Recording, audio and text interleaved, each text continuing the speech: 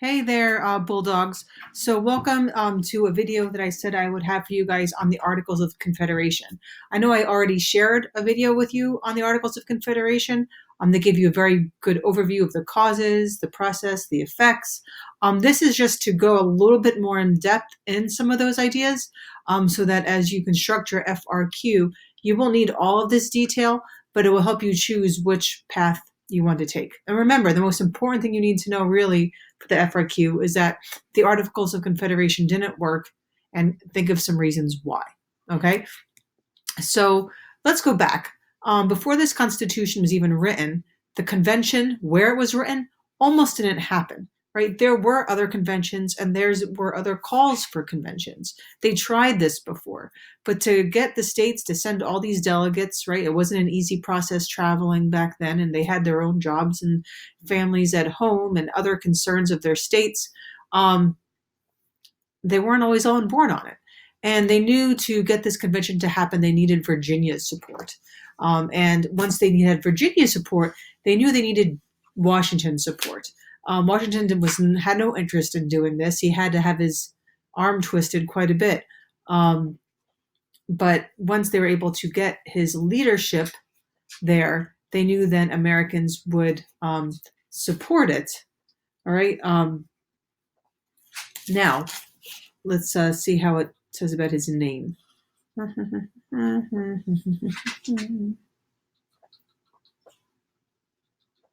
I'm sorry for that delay there. No American commanded admiration and trust like Washington, which was precisely why Randolph and Madison were loath to let him resign. His appointment was a mark of the earnestness of Virginia and an invitation to other states to send their best men as delegates to the proposed convention. Right? So in other words, if Virginia is sending like the best man they got, this is serious, and we got to send ours as well. Now, was this convention even legit? Could they even have done half the things they've done? But amendments to the Articles of Confederation required unanimous ratification by the state legislatures, and Rhode Island refused to ratify the first impost amendment. So in other words, to change the articles, you needed states to ratify these amendments. That didn't happen. But they didn't even really ratify any amendment because they just got rid of the Articles of Confederation. So something, you don't think about in middle school, like, was this a radical thing for them to do, right? Was it a revision, like they went there, or was it completely something new? And it was pretty much something new. And was it necessary? Okay, by 1787, there was widespread agreement that they needed a revision. Like, okay, something is pretty serious here. But that doesn't mean that everyone was like in favor of this. One of those people, an anti-federalist, was Elbridge Gerry. If you know the term gerrymandering, that's where his name comes from. He was from New York, one of their political leaders, famous. And he also became our fifth vice president under Madison.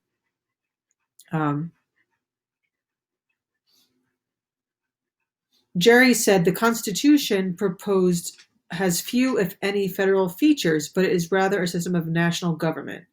Nevertheless, in many respects, I think it has great merit, and by proper amendments may be adapted in preservation on liberty.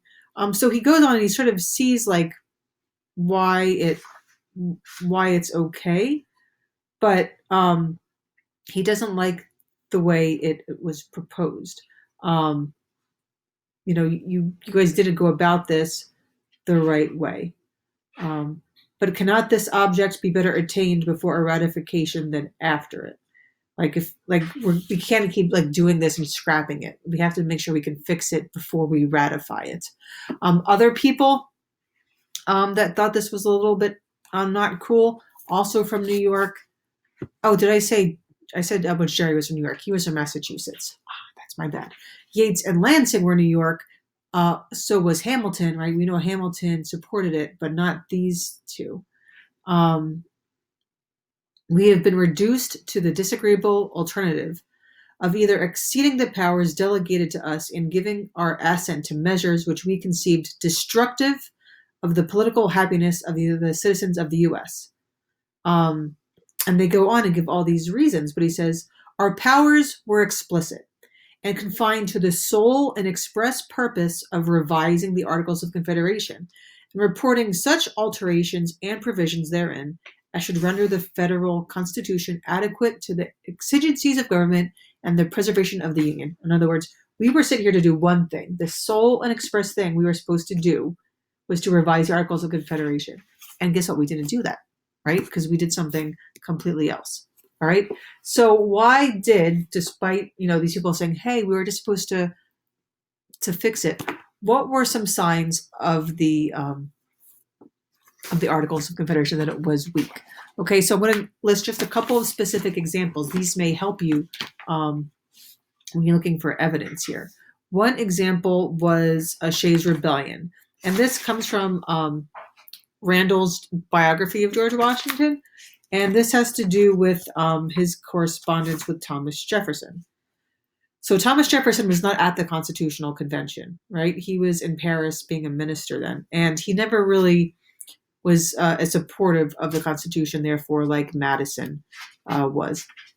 So Thomas Jefferson, away in Paris, wrote to Washington's staunch ally, James Madison.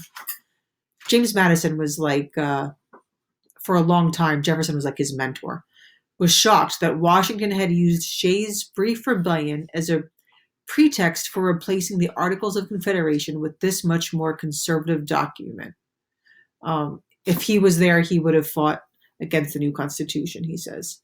But since Madison's supporting the Bill of Rights, he will support it as well. So what this is saying is Washington used Shay's rebellion, which we will learn more about, and go ahead and look more on it now if you want, as a sign of weakness, that we needed a national government that could prevent things like that from happening.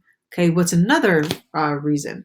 Well, we have the Barbary pirates, that they were off, and they were seizing a lot of the ships from the States and causing all sorts of conflict and turmoil.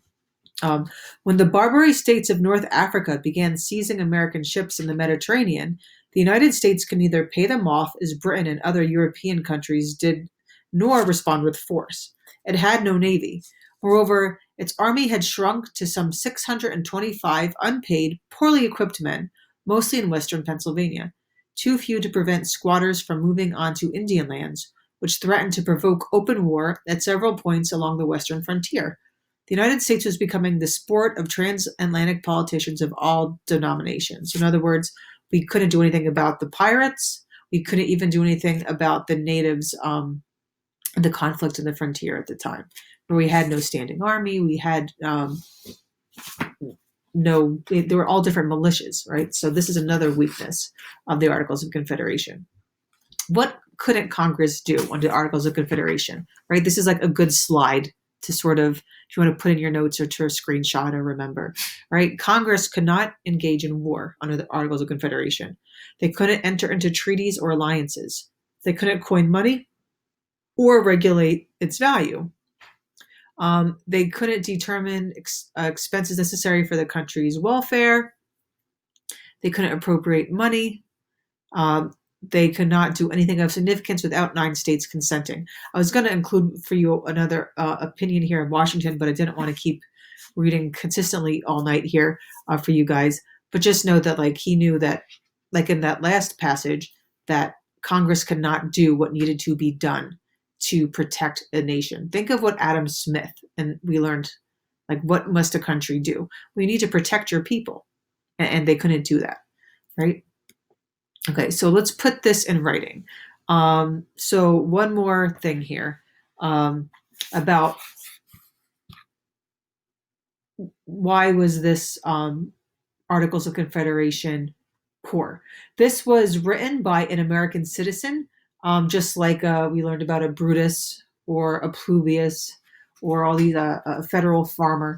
And this was written in Philadelphia, the Independent Gazetteer newspaper, September 26th, 1787. So remember, it's like less than 10 days after the Constitution was signed. The Constitution's been in print now. People have read it, but we're coming up on the anniversary of this, actually.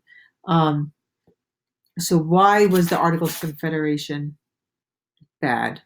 Our misfortunes have been that in the first instance we adopted no national government at all, but were kept together by common danger only, and that in the confusions of a civil war we framed a federal constitution now universally admitted to be adequate to the preservation of liberty, property, and the Union. Interesting, right? Because is it pursuit of happiness or pursuit of property? But also how it refers back to that apple of gold that Lincoln later wrote about. The Constitution's about preserving that liberty, not just the Union, right? The question is not then how far our state constitutions are good or otherwise. The object of our wishes is to amend and supply the evident and allowed errors and defects of the federal government. So in other words, there's a lot of bad things in our federal government now. This is to help fix that, right? We didn't even have a real national government. It was just this loose alliance that wasn't doing their job. Okay, so when you think of, why do the Articles of Confederation not work, you can think of summaries like this, right? You can think of summaries of the last slide.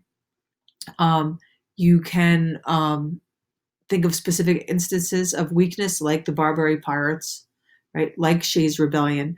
But also you want to think a little bit of, well, what was the other argument? And that's why I read a little bit to you about of some Elbridge Gerry and Lansing. And a lot of it was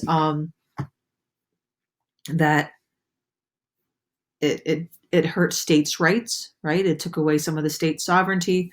And also, of course, that were they even permitted to do it in the first place? So think about it. Were they rebellious? Was it the right thing to do, even if it was the wrong thing to do, right? Can it be both? Just so many things to wrap our head. Just look at it a little bit differently than we've maybe looked at it before, okay? We'll talk more about this. We'll talk about constructing the FRQ. And if you have any questions, of course, let me know.